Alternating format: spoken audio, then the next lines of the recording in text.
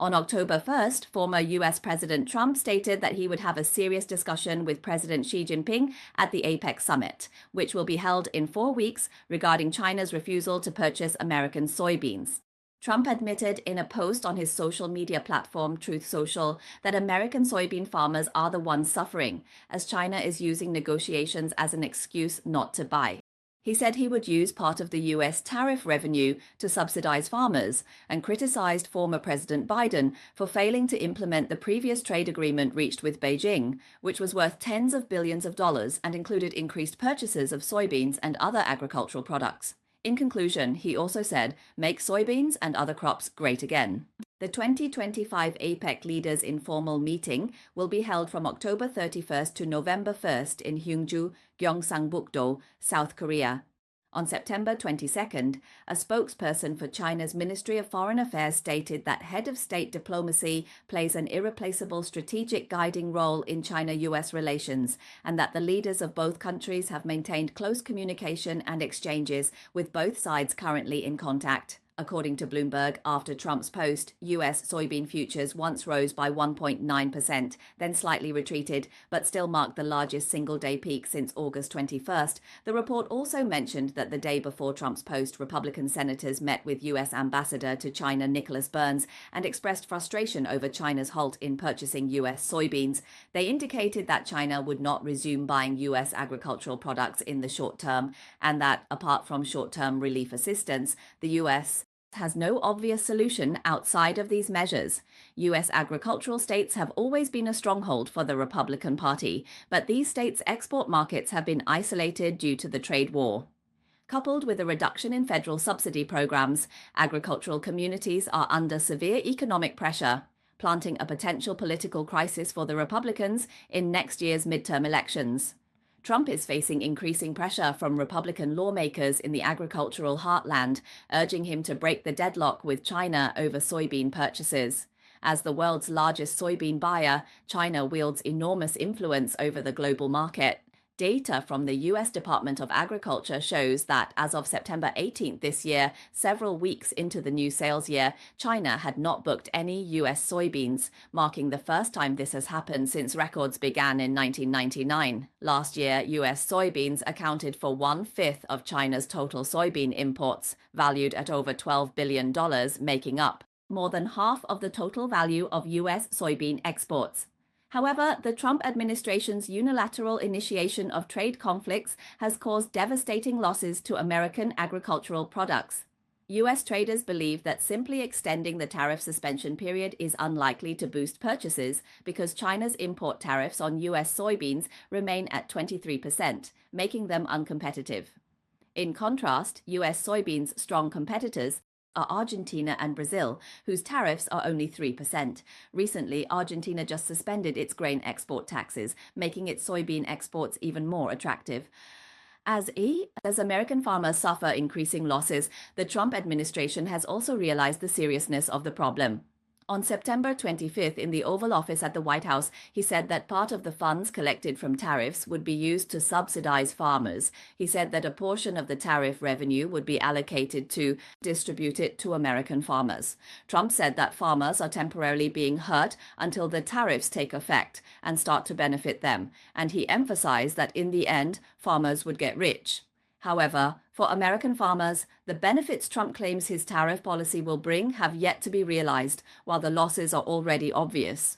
According to a report by American media outlet Aussie News, if Chinese buyers continue to refuse to purchase American soybeans, growers will be in trouble. The president of the American Soybean Association, John Heisdorfer, said that American farmers are currently facing losses of $100 to $150 per acre. However, Bloomberg reported that Trump's proposed plan to subsidize farmers with tariff revenue faces legal risks, as the tariffs he imposed through emergency powers had previously been ruled illegal by lower courts. If the Supreme Court upholds the ruling, the federal government may have to return tens of billions of dollars in tariff revenue. The bleak situation for soybean farmers has attracted widespread media attention, showing that the pressure on the Trump administration is mounting.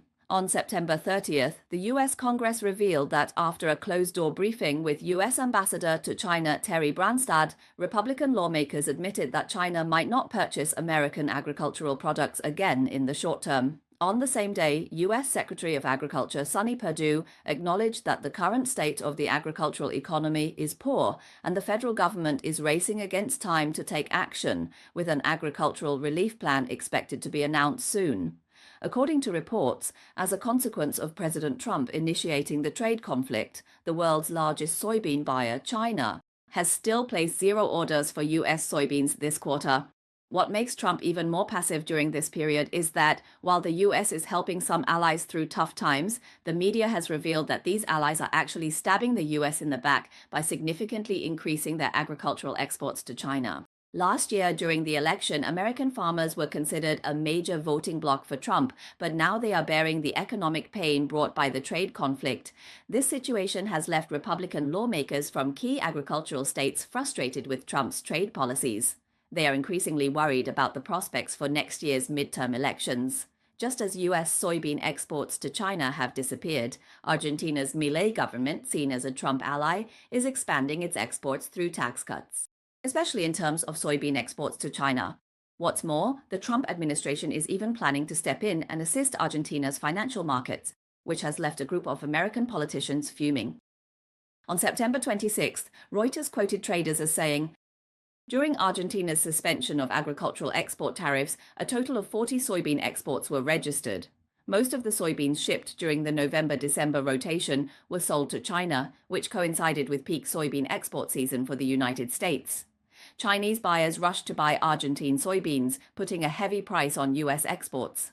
Last week, during the UN General Assembly in New York, someone captured a private message from U.S. Treasury Secretary Ben Sonte complaining about Argentina's reduction of export tariffs. It was likely sent by U.S. Secretary of Agriculture Rawlings. Just a reminder, I'm still gathering more information, but the situation is very unfortunate. Yesterday, we rescued Argentina, but Argentina eliminated its grain export tariffs and sold them to China at lower prices. This should have been our sales window, and because of this, U.S. soybean prices continued to fall, which would have made China more vulnerable.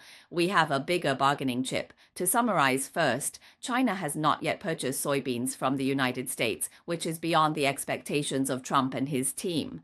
American farmers have traditionally been a stronghold of the Republican Party. Republican lawmakers in the state were already extremely anxious.